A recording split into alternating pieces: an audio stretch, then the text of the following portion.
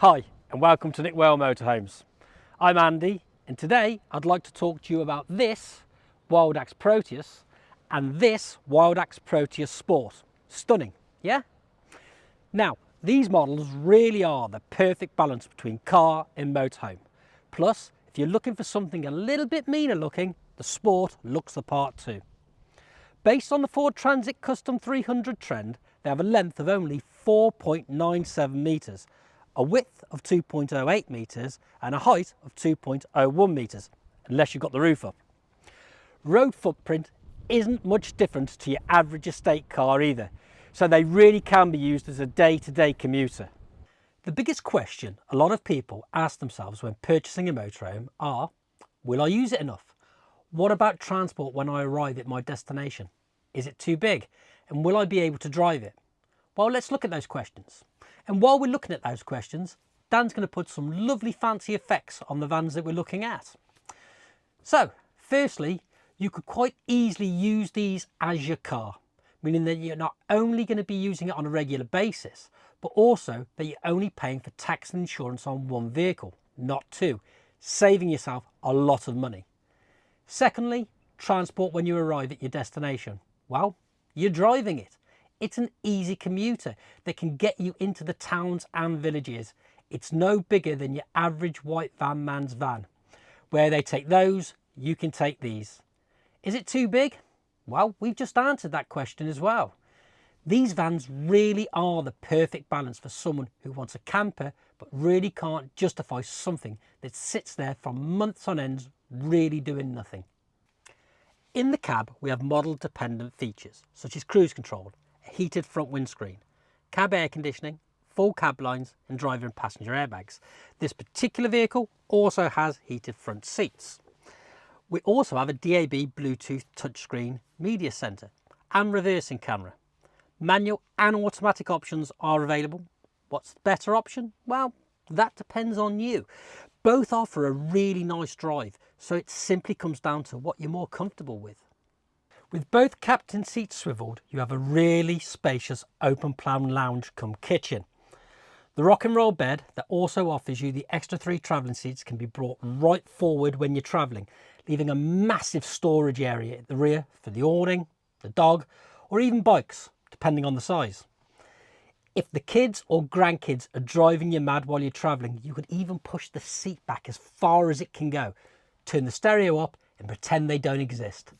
I may have said it, but don't tell me you haven't thought it. The kitchens offer 2 gas hobs, a sink, plenty of practical storage cupboards and 2 30 volt, 12 volt and USB sockets, model depending.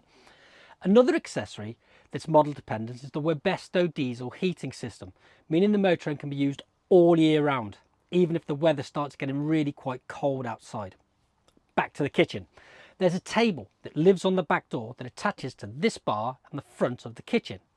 With the roof up, there's plenty of headroom and plenty of space to prepare a good meal. Down below, of course, you'll also see that we have the electric fridge, little freezer compartment just on top. So when we look around the exterior of the Proteus and the Proteus Sport, let's see what we've got. So we'll start with the Proteus Sport. Of course, we have this mean looking Ford grille just on the front. Front parking sensors.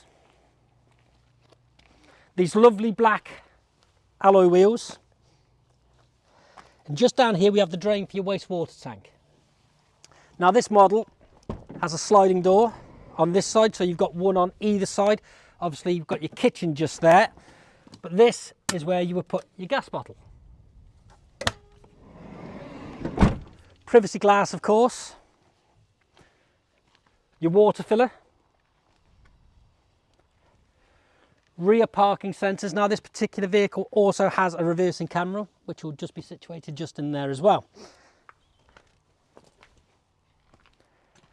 As we come round, we have an electric hookup point just here.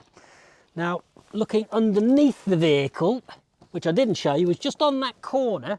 That is the drain for your fresh water.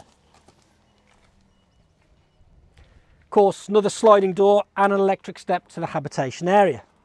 So let's move on to the Proteus. What are the differences?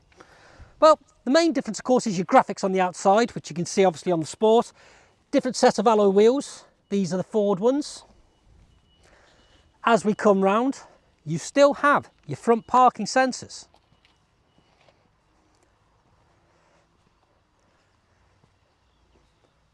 Slide this door back into place. Electric step to your habitation area. Again, it has the pop top roof, we just haven't popped this one up. Your electric hookup point just there.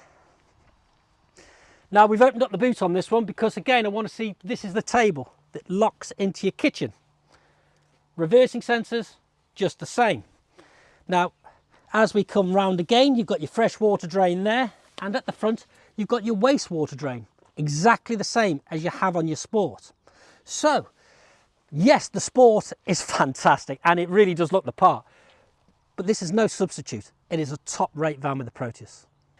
Electricity is supplied via electrical hookup on the exterior of the van through the electrical control system. These conversions also have the ability to have 12-volt supply off-grid, thanks to the leisure battery. The beauty of the 12-volt system is that you really can self-sustain off-grid. The only things you can't use are your two 30-volt sockets. Some of these bad boys even have solar panels when you're wild camping off-grid.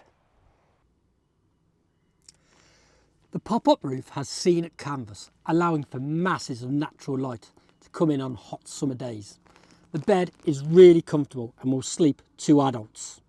We also have lighting up here as well, as these reading lights are from the cab and they're on flexible stalks. So in the rear we have the 3 travelling seats. Now this, as I said, can move backwards or forwards, and that runs on these rails just here. Now you just literally pop these catches up and you can slide it backwards and forwards and then lock them down when you've got them into position. But how difficult is it to make up the bed? Well, it's actually very easy. So easy, in fact, I don't mind showing you. So all we literally need to do is we pop our hand on the back of the seat and we bring this forward. That then folds across. Now, just down on this side, we have a catch. We lift that and this piece drops into place. After that, we simply drop the back down, and it is so simple, even a motorhome salesman can do it.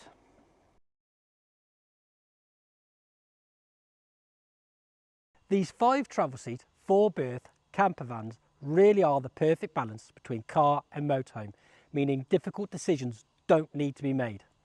Built on the Ford Transit, it's a joy to drive and can easily be used as your day-to-day vehicle, but with the benefit of also being your motorhome, which will give you years of joy at the drop of a hat as it's sat there waiting to take you on your next adventure.